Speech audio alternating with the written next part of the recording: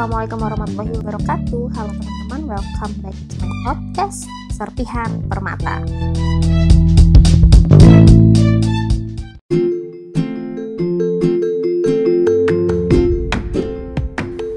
Oke, buat teman-teman nih yang kelahiran tahun 90-an, apa sih pertanyaan yang paling kolot yang teman-teman hadapi saat ini?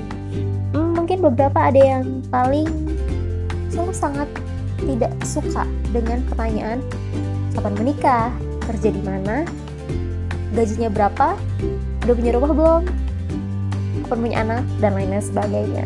Nah teman-teman, emang ya pertanyaan-pertanyaan itu adalah pertanyaan-pertanyaan yang tadi kelahiran 90-an. Nah teman-teman, tapi ngomong-ngomong tentang pertanyaan kapan menikah, pasti dong teman-teman punya banyak teman yang udah pada married, udah pada punya anak gitu ya. Nah, terus teman-teman berhubungan dengan pernikahan, sebenarnya teman-teman udah tahu apa belum sih? Apa sih sebenarnya tujuan utama kita sebagai manusia itu menikah? Nah, teman-teman, jadi kita belajar bareng-bareng tentang tujuan utama menikah.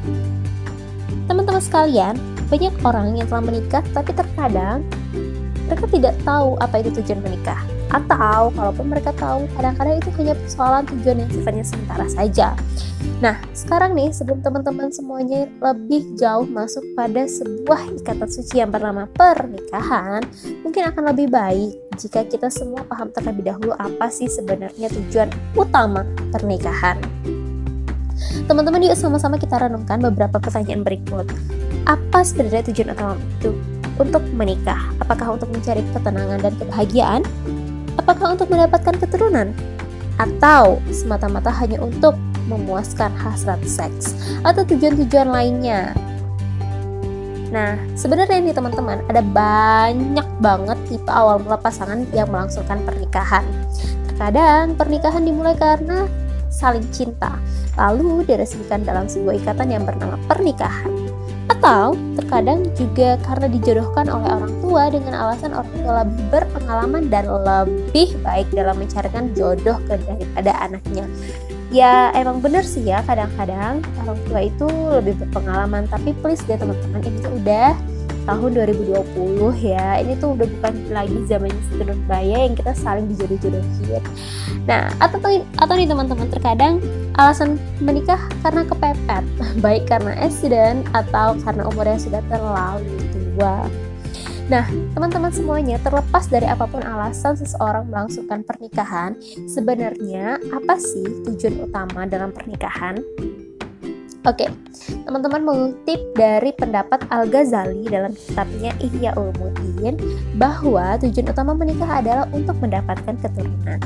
Pendapat ini juga senada dengan pendapat Abdullah bin Bayyah dalam kitabnya Alaqah Al-Maqasid di Aslul Fiqih, bahwa tujuan utama pernikahan adalah untuk mendapatkan keturunan, lalu mencari ketenangan, saling tolong-menolong dalam kebaikan dunia dan akhirat, termasuk juga agar mendapatkan kesenangan dunia berupa penyaluran hasrat seksual.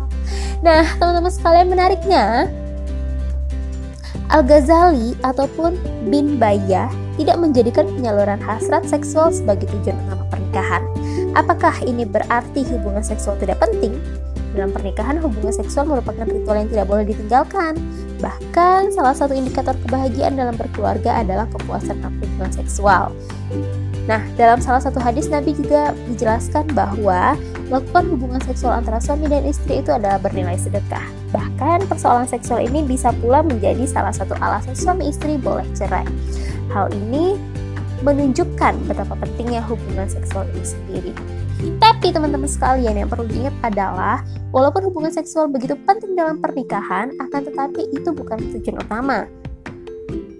Menarik sekali salah satu survei yang dilakukan oleh Helmi terhadap 815 orang dewasa yang dikutip dari buku Psikologi Keluarga, bahwa bagian terpenting dalam kehidupan bukanlah seks, karir, ketenaran, maupun keberuntungan. Tapi teman-teman, yang paling penting dalam hubungan rumah tangga adalah suami istri menjadi sepasang sahabat yang saling bertanggung jawab dan saling percaya. Sekali lagi, Yang terpenting dalam hubungan rumah tangga adalah suami istri menjadi sepasang sahabat yang saling bertanggung jawab dan saling percaya.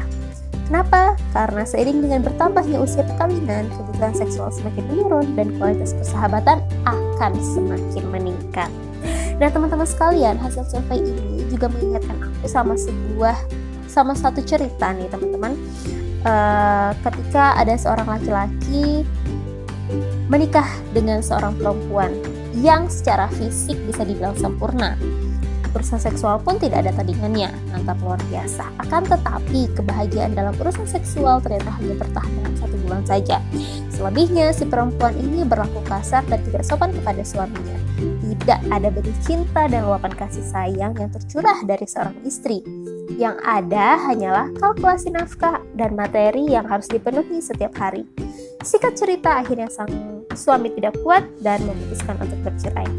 Nah teman-teman sekalian, mari kita bareng-bareng merenungi Quran Surah Ar-Rum ayat 21. Dan di antara ayat-ayatnya ialah, Ia menciptakan untukmu istri dari jenismu sendiri, supaya kamu merasa nyaman kepadanya dan dijadikannya di antaramu mawaddah warahmah. Sesungguhnya pada yang demikian itu benar-benar terdapat tanda-tanda bagi kaum yang berfikir.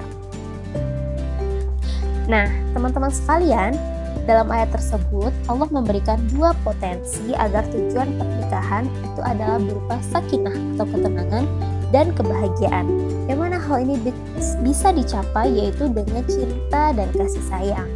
Maka cinta dan kasih sayang inilah yang harus selalu dipupuk agar potensi tersebut terus terasah dan menjadi bagian yang tidak terpisahkan dari rumah tangga.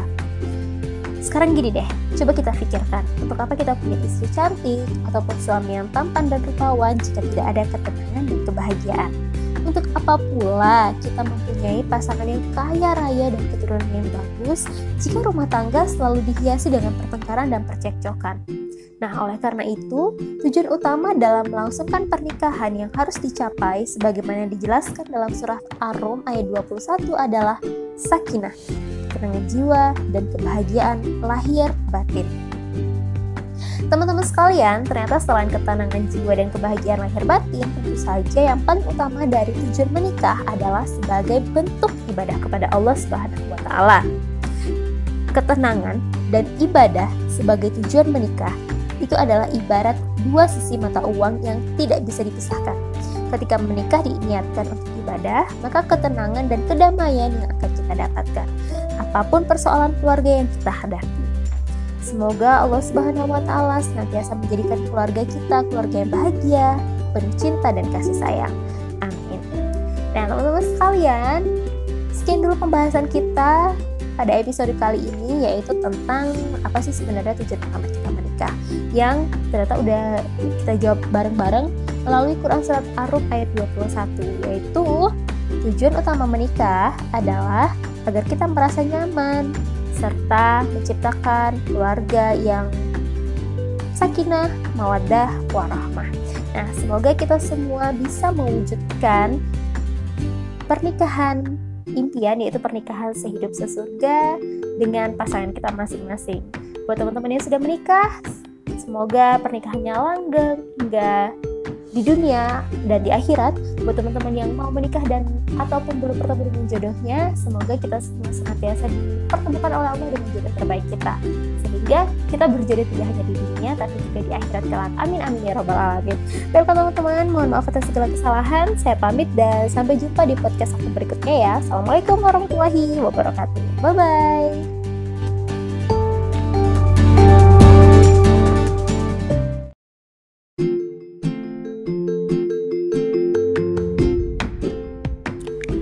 Okay, teman-teman, that's the end of my podcast today. Thank you for your attention. Thanks for listening, and see you on my next podcast. Assalamualaikum warahmatullahi wabarakatuh. Bye bye.